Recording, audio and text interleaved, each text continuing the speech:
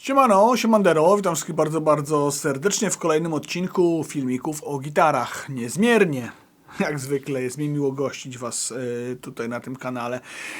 Chciałem rozpocząć ten odcinek od takiej historii, którą być może, wiecie, stali widzowie tego kanału znają. Ci, którzy oglądają wszystkie albo większość odcinków, gdzieś już być może słyszeli. W tym roku minęło 9 lat, w kwietniu przyszłego roku minie 10 lat istnienia kanału Filmiki o gitarach w formie, jaką znacie, bo mój kanał troszeczkę wcześniej zaczął publikować treści gitarowe. Troszeczkę wcześniej te treści gdzieś tam się pojawiały, przewijały się one przez fora gitarowe, między innymi przez forum gitaraonline.pl, ale tak naprawdę samą ideą tego, ażeby to powstało w formie już filmiki o gitarach, żeby to było troszeczkę bardziej uporządkowane i żeby to miało jakąś taką, no chociażby taką formę, że mnie było, że mnie widać, że jest trochę więcej tego gadania, no to rozpocząłem dzięki kilku zdarzeniom i kilku ludziom, którzy się pojawili fizycznie bądź wirtualnie w moim życiu.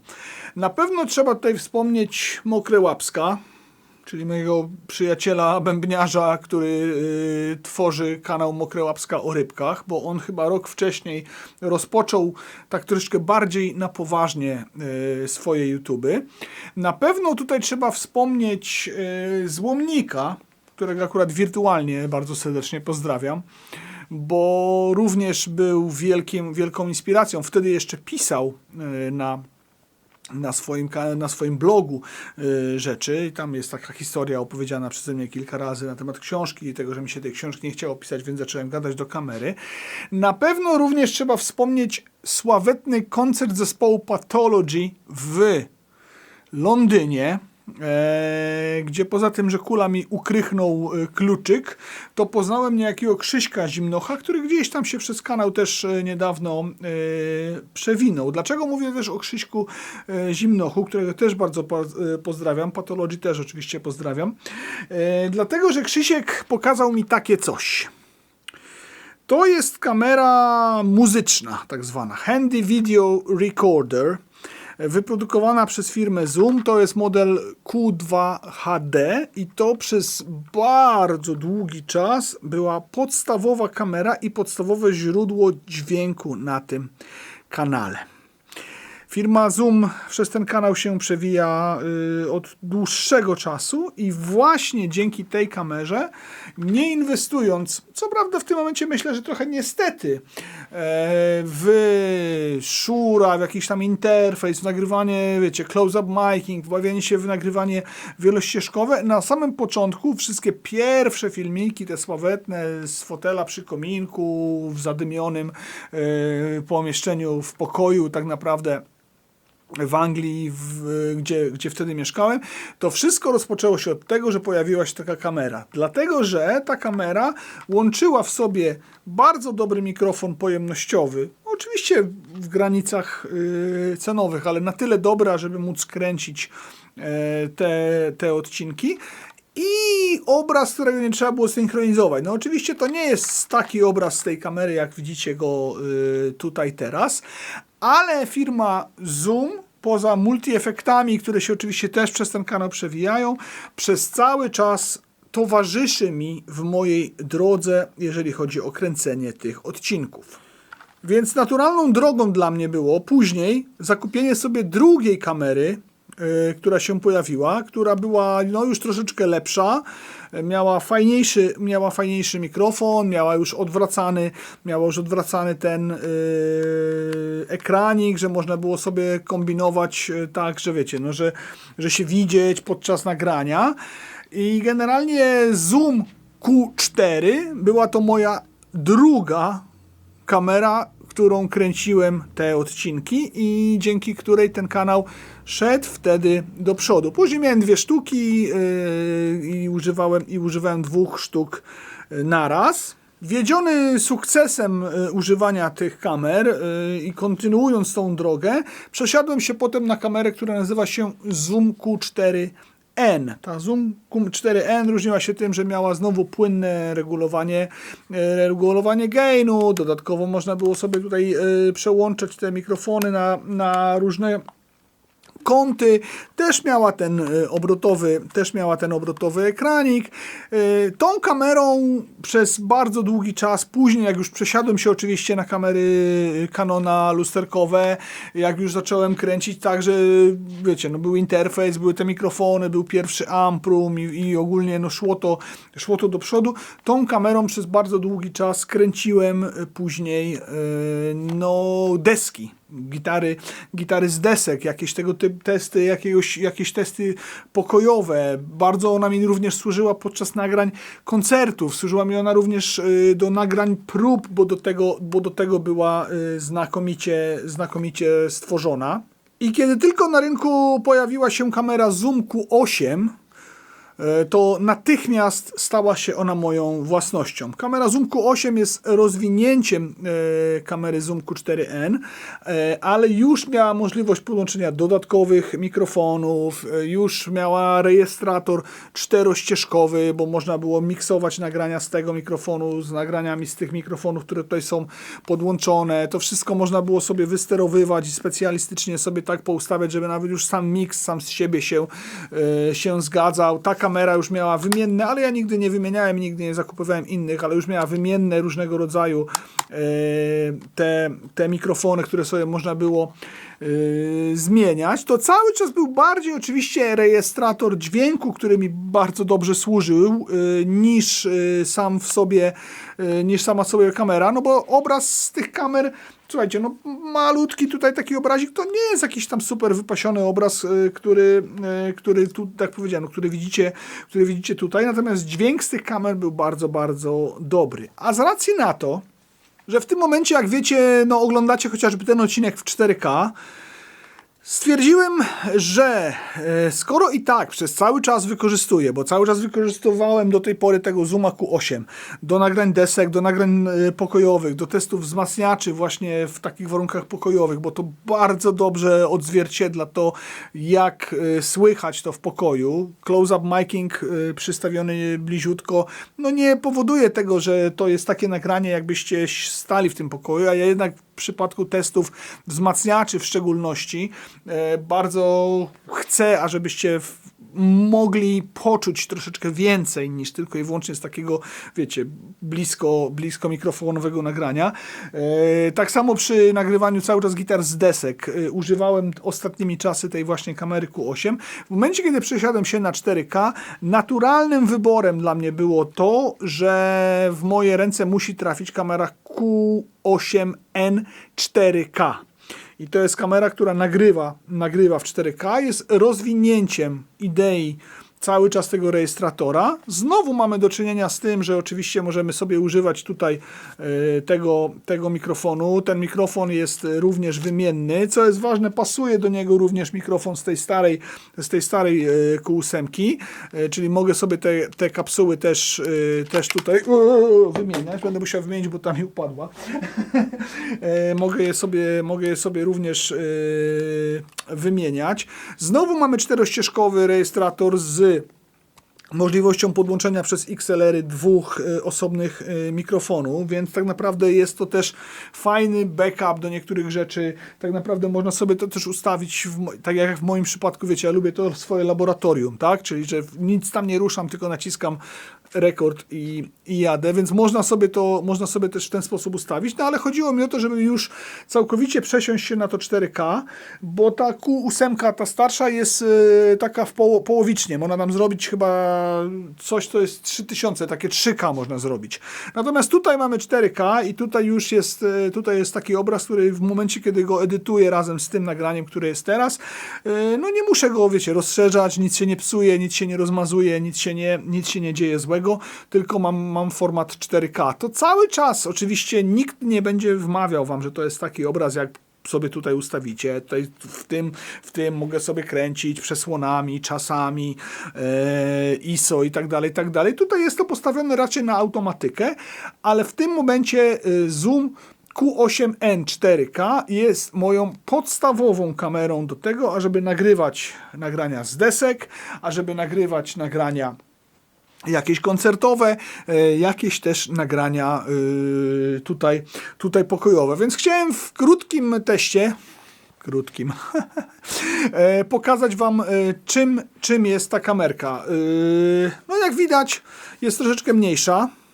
Jak widać, jest troszeczkę inaczej rozwiązana. Nie ma takiego przekręcanego ekraniku, tylko ten ekranik jest taki, że albo sobie patrzymy po prostu tak w ten sposób, a jeżeli chcemy patrzeć na siebie, no to po prostu przekręcamy ją tak. Być może troszeczkę brakuje mi tego flipa tutaj, bo czasami kręcąc no w ten sposób, no to ten flip pomaga tutaj tak nie do końca to widać, więc to jest taka rzecz być może, której mi brakuje w stosunku do tamtej kamery, natomiast w momencie, kiedy potrzebuję nagrywać po prostu siebie tak, tutaj się idealnie widzę. Tamta ma touchscreena, a tutaj zrezygnowano z tego touchscreena. Więc tutaj obsługujemy ją sobie guziczkami. To może być lepsze rozwiązanie tak naprawdę niż touchscreen. Może być mniej, tamta mi się nigdy nie popsuła, nie miałem z nią żadnych problemów, ale może być mniej awaryjne na dłuższy czas. No jak powiedziałem, jest troszeczkę mniejsza, obsługuje też mniejszą kartę pamięci. Również oczywiście mamy tutaj zasilanie fantomowe, również oczywiście możemy ją zasilać poprzez USB i chciałem Wam pokazać, jak ona nagrywa i co ona robi, więc w tym momencie zaproszę Was na cykl różnych nagrań wykonanych przy użyciu tejże kamery i ta kamera również będzie pojawiała się we wszystkich najnowszych odcinkach kręconych na bieżąco, gdzie będą testowane gitarki z deski, gdzie będą różne rzeczy pokazywane. Zdradzę w tajemnicy również, że w grudniu będzie...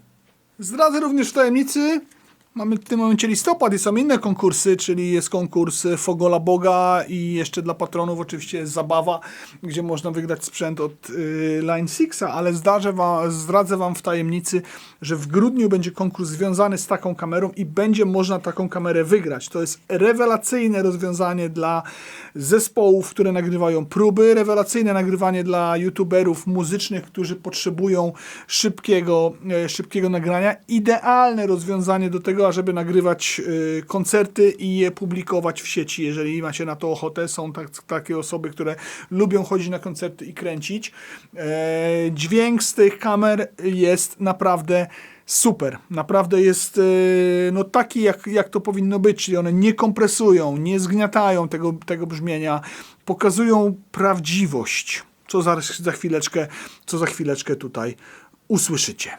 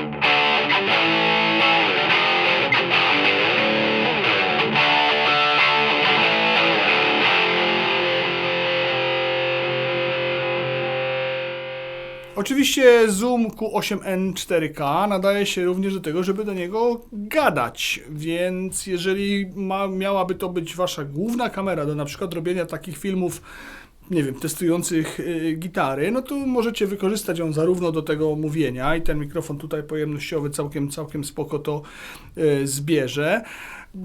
Jeśli będziecie mieli wytłumione pomieszczenie, no to wiadomo, że będzie słychać lepiej, więc gdzieś tutaj pewnie w tym pomieszczeniu nie ma aż takiego wytłumienia, w tym momencie przynajmniej jeszcze, bo trochę tutaj pozmieniałem wszystko. Natomiast no jeżeli macie wytłumione pomieszczenie takie jak ja tam obok, no to też będzie to zupełnie inaczej zbierało to wszystko. Natomiast no jest to kamera, którą można wykorzystać do nagrań zarówno właśnie instrumentów, zarówno muzyki, zarówno do nagrań prób, ale można również do niej pogadać, co właśnie w tym momencie czynię. Więc słyszeliście w tym momencie nagranie perkusji, słyszeliście nagranie saksofonu, słyszeliście nagranie gitary akustycznej, słyszeliście nagranie gitary z deski, czyli to, do czego ja będę głównie wykorzystywał tę kamerę. Słyszeliście również nagranie takie, które jest nagraniem pokojowym, ja to tak nazywam, czyli oddające mniej więcej atmosferę tego, jak dany wzmacniacz, akurat w tym przypadku, gra w pokoju. Do tego używałem bardzo dużo tejże właśnie kamery. Przenieśmy się teraz do troszeczkę bardziej wytłumionego pomieszczenia i zobaczmy, jaka jest różnica w tym, jak to się... Więc w tym momencie jestem w pomieszczeniu, które no jednak ma więcej tych ekranów, więcej tego wytłumienia i tutaj no ja sam już nie słyszę tego rewerbu.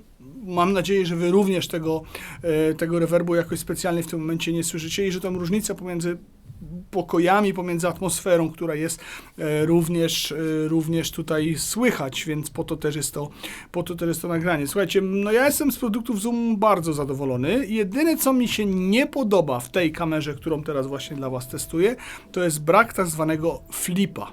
Flip jest to nic innego jak to, że możemy sobie ekran kręcić w obojętnie w jaką stronę i na przykład jeżeli kręcimy coś w ten sposób, no to widzimy to, co się dzieje na ekranie.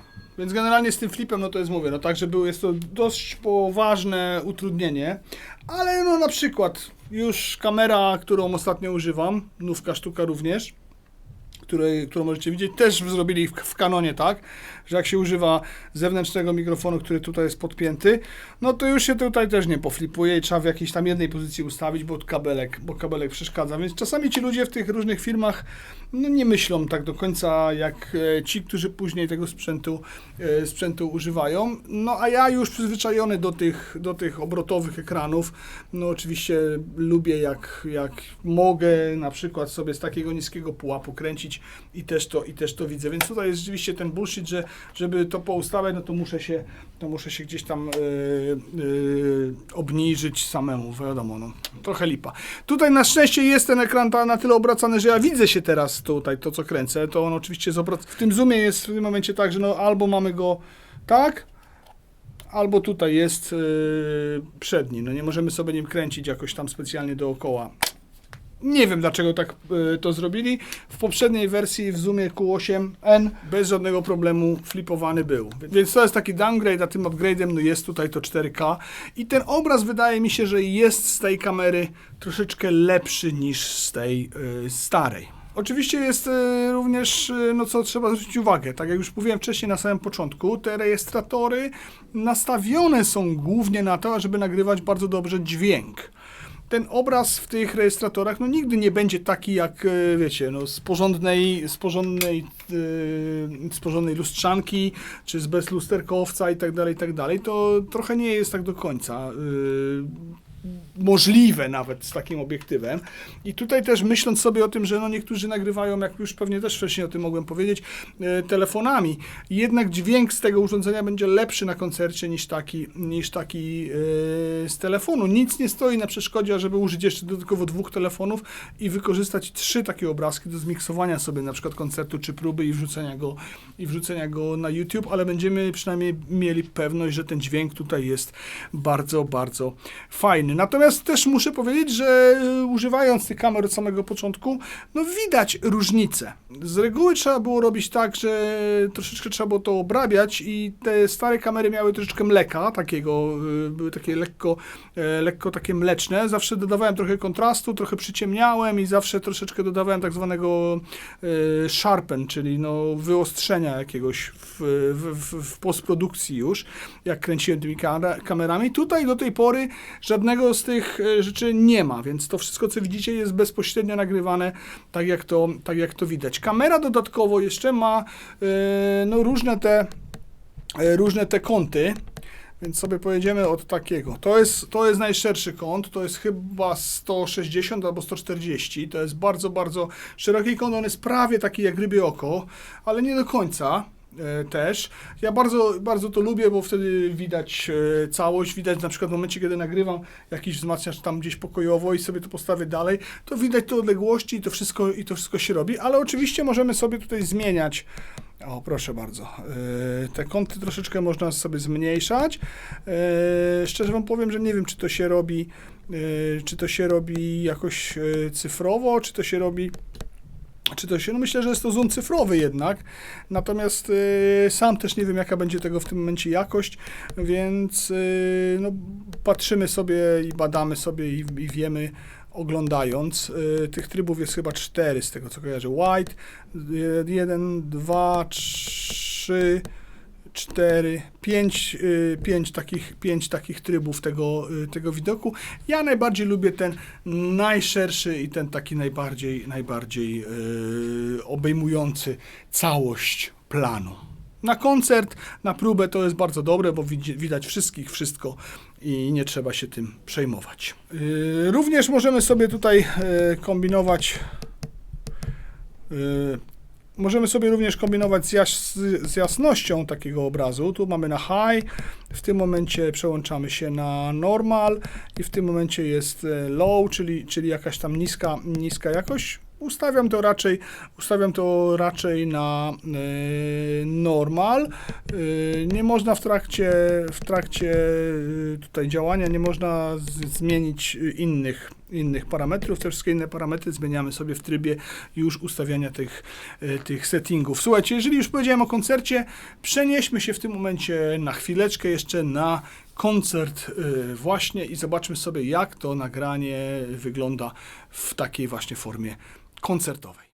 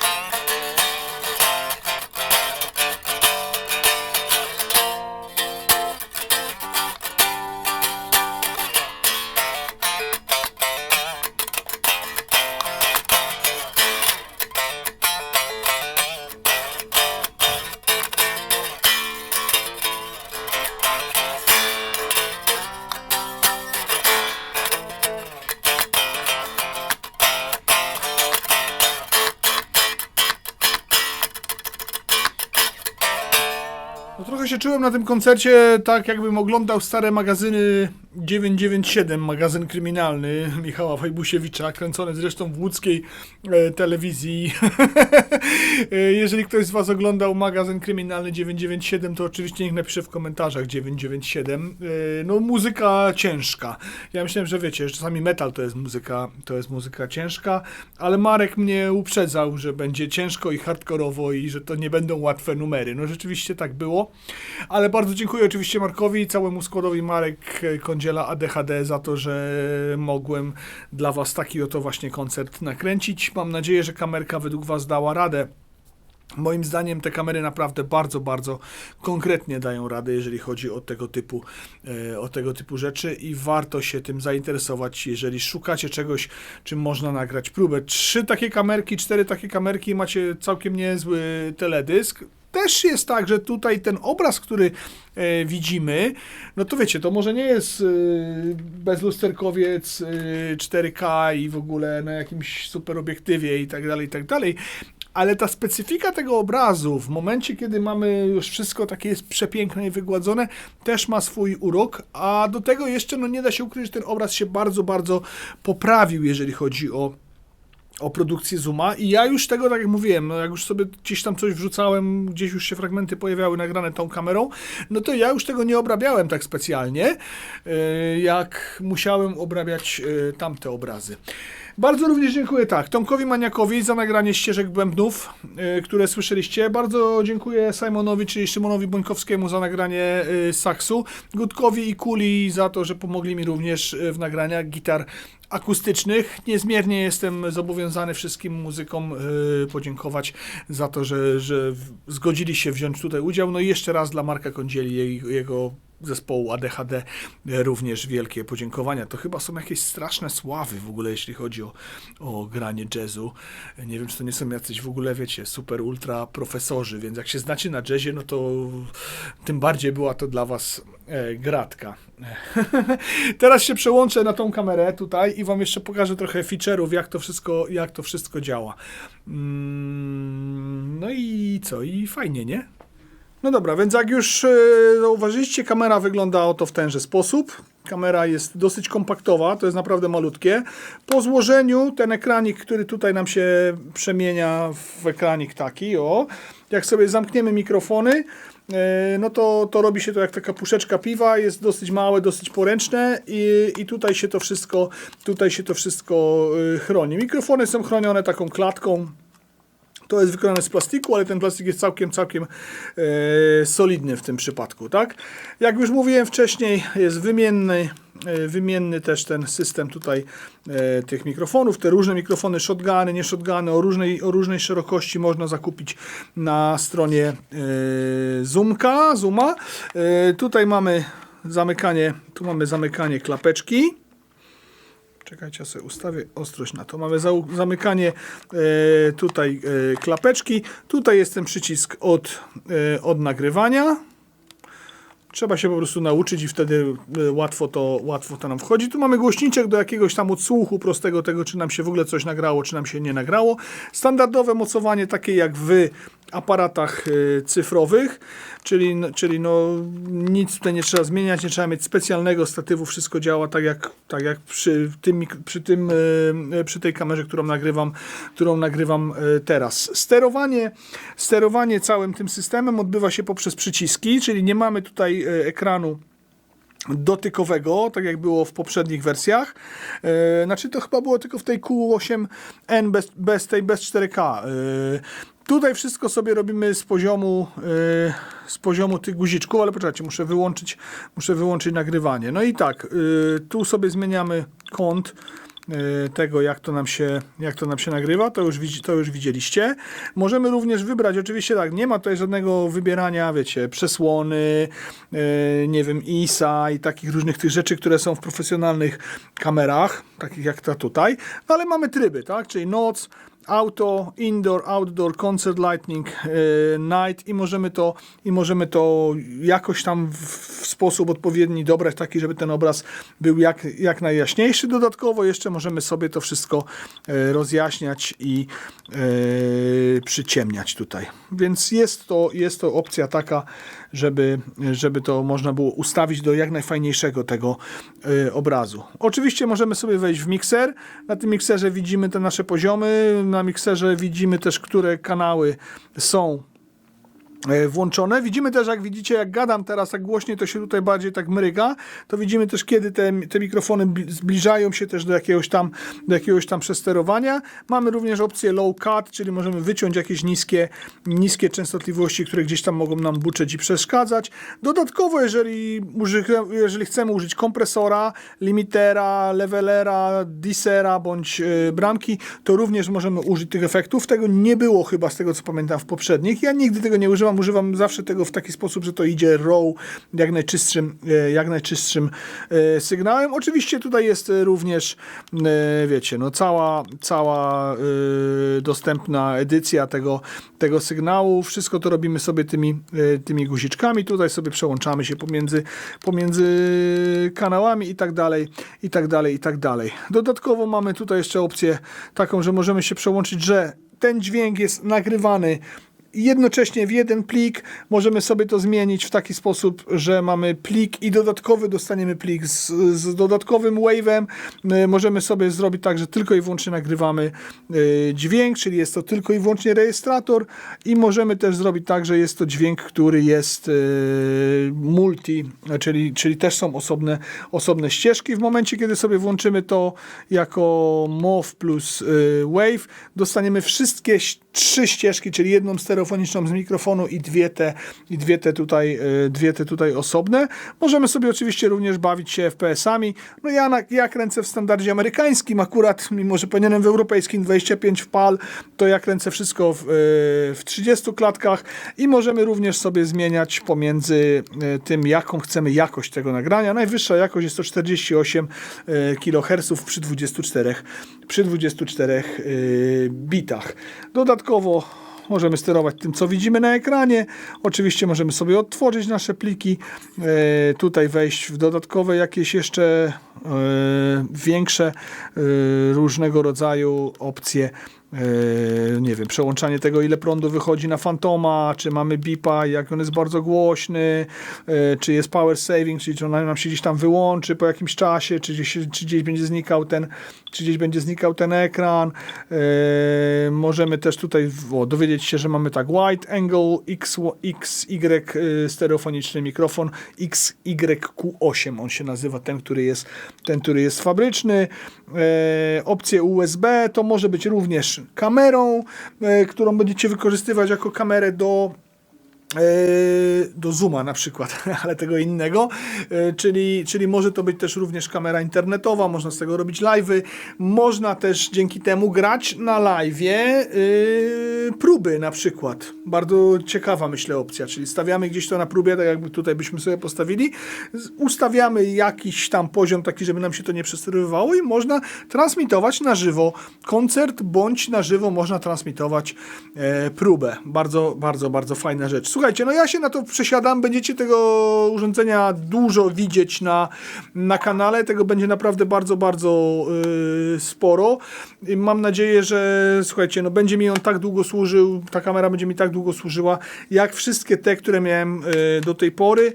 Pozbyłem się w tym momencie tych wszystkich niższych modeli, najprawdopodobniej na OLX wystawię jeszcze tego Q8 w dobrej cenie, więc jeżeli ktoś by chciał troszeczkę taniej niż to, bo to kosztuje około 1500 zł, jeżeli ktoś by chciał coś poniżej 1000 używane, to najprawdopodobniej będzie ta moja kamera, no bo wydaje mi się, że ta jedna mi w zupełności akurat wystarczy.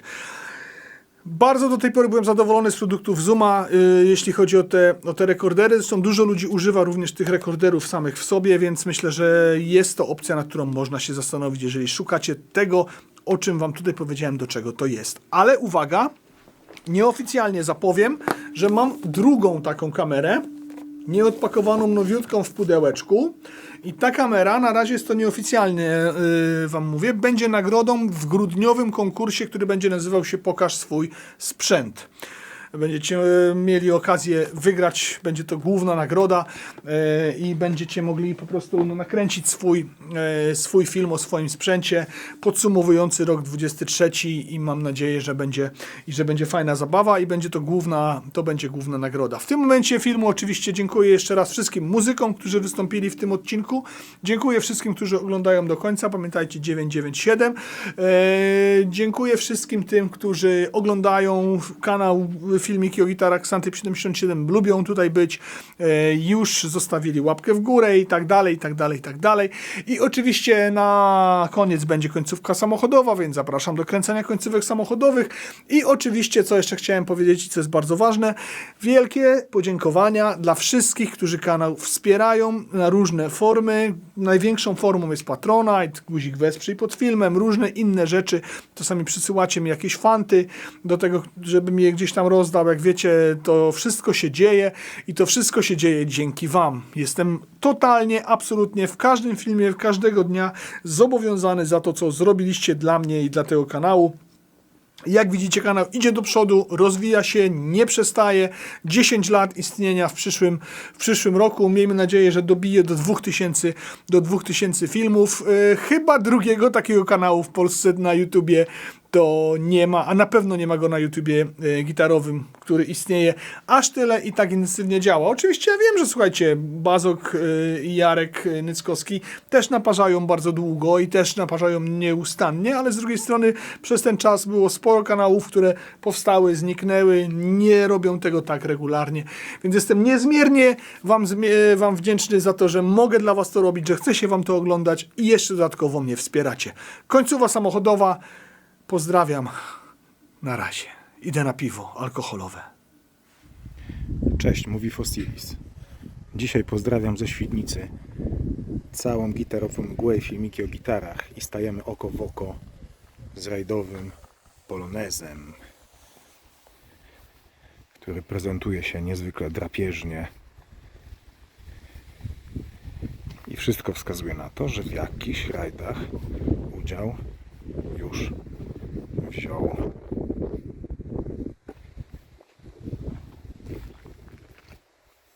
Bardzo ciekawe autko, a tutaj oto dowody jego dokonań.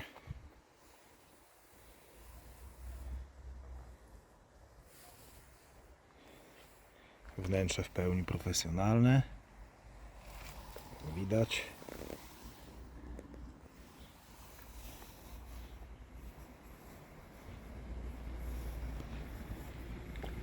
Cześć.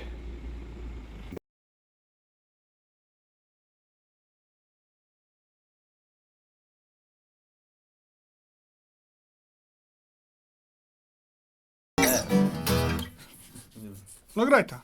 Ja nie gram. No graj, zagraj. Dawaj.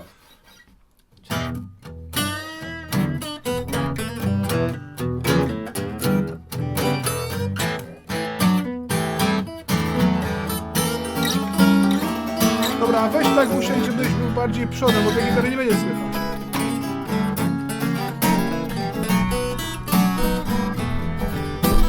Dobra, jeszcze raz, stop. Cicho, cicho. Kurwa, nie umiem grać na akustyku, ja pierdolę. Nie Usiądź umiem. ta. O. Ustawiasz, muszę iść. O.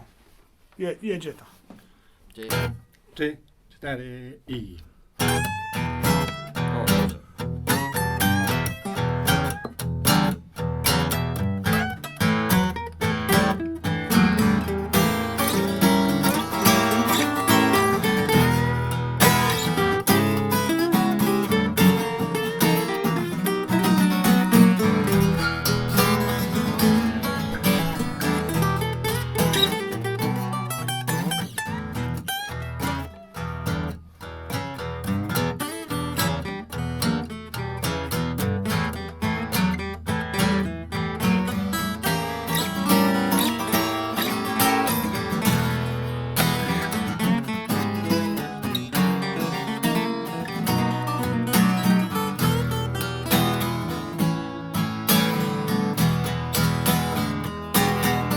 Zamęczy się gitarami.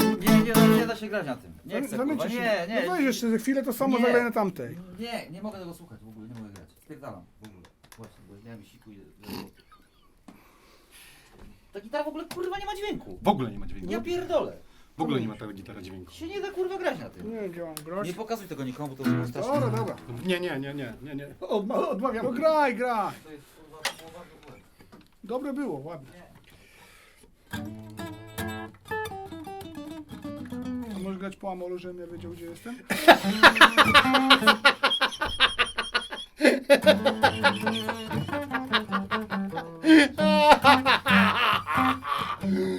Ja pierdolę.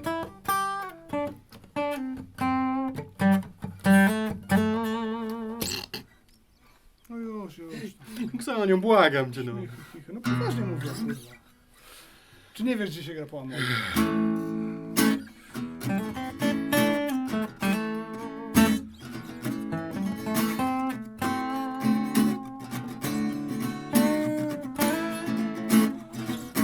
Nie.